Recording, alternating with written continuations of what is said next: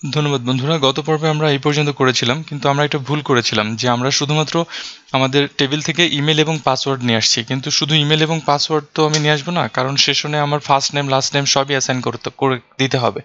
তো এই জন্য আমি সিলেক্ট অল দিচ্ছি। আচ্ছা, তো তারপরে এখানে আমি একটা কাজ করি, আমি একটু চেক করে দেখি যে আমার যেটা আমি সিলেক্ট করে নিয়ে আসছি এটা পাচ্ছে কিনা অ্যাকচুয়ালি। তো এখানে আমি নিলাম ডাটা নামে একটা ভেরিয়েবল। তারপর এটা যেহেতু অবজেক্ট ফেচ করছি, সেহেতু এইভাবে আমি অ্যাসাইন করব। হ্যাঁ, এই যে এইভাবে অ্যাক্সেস মডিফায়ার অ্যাক্সেস করব আমার টেবিলের কলামের নামে। তো তারপর এটাকে আমি এখান থেকে রিটার্ন করে দিব, রিটার্ন ডাটা। একটু চেক করে দেখি।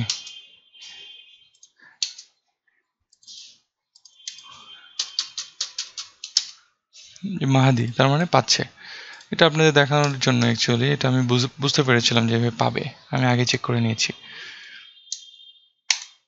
আচ্ছা, এখন আমাকে সেশন নিয়ে কাজ করতে হবে। এই জন্য লাইব্রেরির মাঝে আমি নিউ ফাইল নিলাম, কন্ট্রোল এস, এবং ফাইলের নাম দিলাম সেশন ডট পিএইচপি। আচ্ছা, তো সেশন সেশন কি? সেশন আমরা আসলে সবাই জানি। এই টিউটোরিয়ালে আমি সেশন সম্পর্কে আলোচনা করছি না। সেশন একটা ক্লাস নিচ্ছি, দেখুন।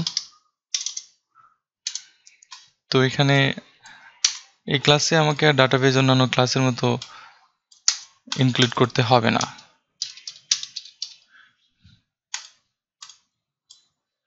কনস্ট্রাক্টর আমার দরকার নেই।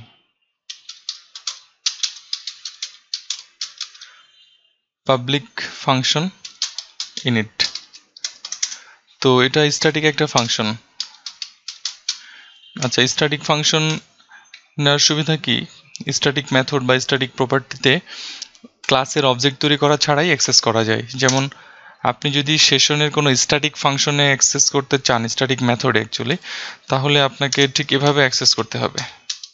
সেশন লিখে স্কোপ রেজুলেশন অপারেটর, তারপর মেথডের নাম, এভাবে লিখলেই অ্যাক্সেস করা যাবে। সেশন ক্লাসের কোনো অবজেক্ট তৈরি করার প্রয়োজন হবে না।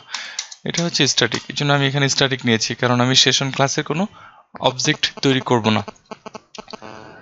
তো এখানে একটা আমি আচ্ছা, এখানে হচ্ছে ভার্সনটা কম্পেয়ার করে নিতে হবে। আমি একটা কন্ডিশন দিচ্ছি, ইফ কন্ডিশন দিচ্ছি ভার্সন কম্পেয়ার। এই যে চলে এসেছে। আমি কার ভার্সন চেক করব? আমি আসলে পিএইচপি ভার্সন চেক করব। এই যে পিএইচপি ভার্সন এখানে একটা সিঙ্গেল কোটেশন দিয়ে আমি 5.4.0 এটা দিলাম। 5.4.0 তার চেয়ে যদি, এখানে একটা সিঙ্গেল কোটেশন, তার চেয়ে যদি ছোট হয়, মানে ভার্সন কম্পেয়ার করে দেখবে, কম্পেয়ার করে তারপরে ব্র্যাকেটের মাঝে সে পিএইচপি ভার্সন 5.4.0 চেয়ে যদি ছোট হয়, তাহলে নিচের কোডগুলো সে রান করবে। আর নিচের কোডে কি থাকবে? নিচের কোডে থাকবে যে সেশন আইডি যদি ফাঁকা থাকে তাহলেই সে সেশন স্টার্ট করবে। এই যে সেশন আইডি ইকুয়াল টু যদি ব্ল্যাঙ্ক থাকে তাহলে সেশন স্টার্ট করবে। হ্যাঁ, সেশন আন্ডারস্কোর start, এই যে সেশন স্টার্ট করেছে। আর এখানে একটা ইলস কন্ডিশন দিই। ইলস মানে হচ্ছে যদি এর চেয়ে ছোট না হয়, এর চেয়ে উপরে থাকে, তাহলে নিচের কোড রান করবে। আর নিচের কোডে লেখা থাকবে যে সেশন আন্ডারস্কোর স্ট্যাটাস। হ্যাঁ, সেশন স্ট্যাটাস যদি পিএইচপি সেশন নান থাকে, এই যে পিএইচপি আন্ডারস্কোর সেশন নান। হ্যাঁ, PHP status equal to PHP session none. যদি পিএইচপি সেশন নান থাকে তাহলেই সেশন স্টার্ট করবে। আচ্ছা, তারপর আরেকটা মেথড তৈরি করে নিব আমরা, পাবলিক ফাংশন। আমরা সেট করব সেশন, এটাও স্ট্যাটিক দিব, static public static function set. তো সেট করার সময় আমরা যখন সেটে কল করব তখন আমরা কি পাঠাবো এবং ভ্যালু পাঠাবো। তো এটা ভ্যাল নামেই ধরছি। তারপর পিএইচপি সুপার গ্লোবাল ভেরিয়েবল যেটা সেশনের SESSION সেশন, আচ্ছা সেশন কি, হ্যাঁ এখানে আমরা ডলার সেশন কি, এই যে কিটা পাঠাবো সেটা ভ্যালুতে অ্যাসাইন করে দিচ্ছি এখানে, যাতে আমরা পরবর্তীতে গেট মেথড দিয়ে অ্যাক্সেস করতে পারি। আর এখানে পাবলিক ফাংশন গেট, যে সেশনটাকে সেট করব সেটাকে আমরা গেট করব, হ্যাঁ তো এটাও স্ট্যাটিক STATIC। আচ্ছা, তো গেট মেথডে যখন কল করব তখন সেট করার সময় যে কিটা দিয়েছিলাম এখানে একটা কি পাঠাতে হবে, কি পাঠিয়ে চেক করে দেখব।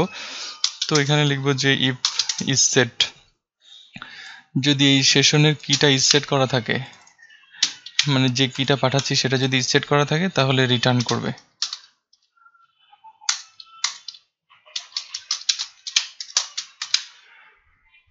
হ্যাঁ এভাবেই। তো চলুন দেখা যাক, এখানে এখন আমরা লগ ইন পেজে কাজ করছিলাম।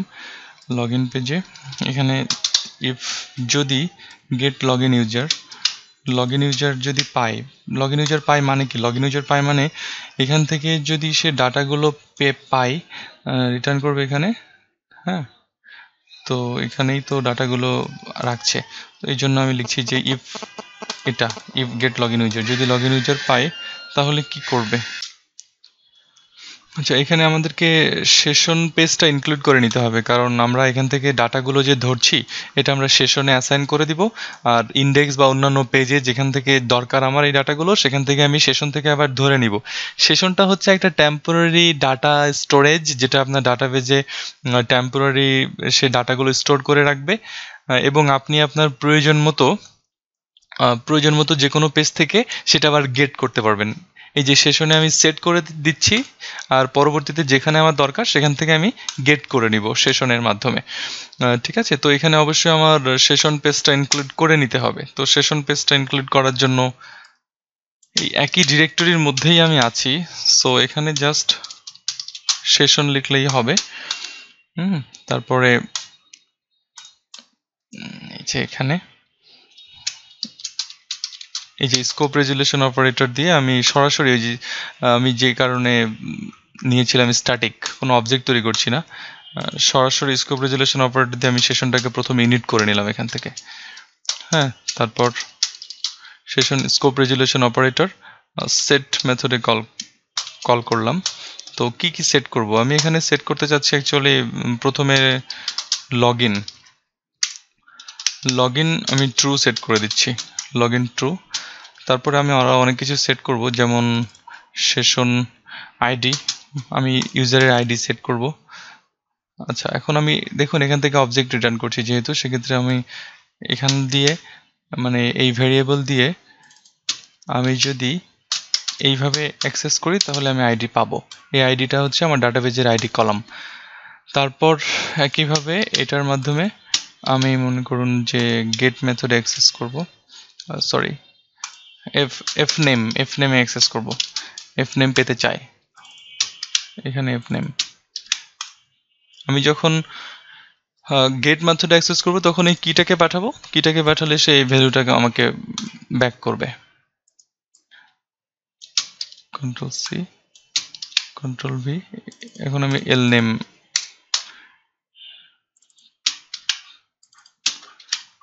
তারপর ইমেল,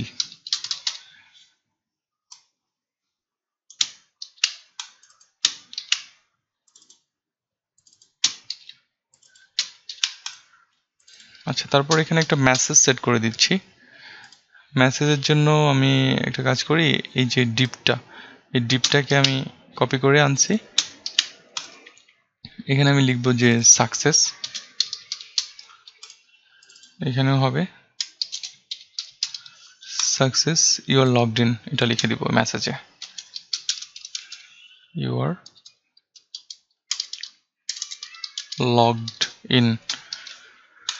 আর অবশেষে কি করবে, সে হিডার মেথডের মাধ্যমে, হিডার ফাংশনের মাধ্যমে পেজটাকে রিডিরেক্ট করে দিবে লোকেশন ইন্ডেক্স পেজে।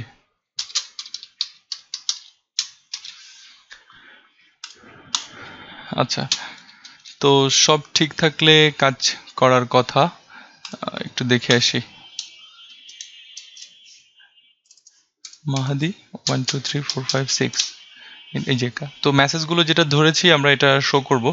তো এটা আমরা পরবর্তী টিউটোরিয়ালে দেখছি। ধন্যবাদ। পরবর্তী টিউটোরিয়ালে আমন্ত্রণ জানিয়ে এখানেই শেষ করছি। ভালো থাকুন।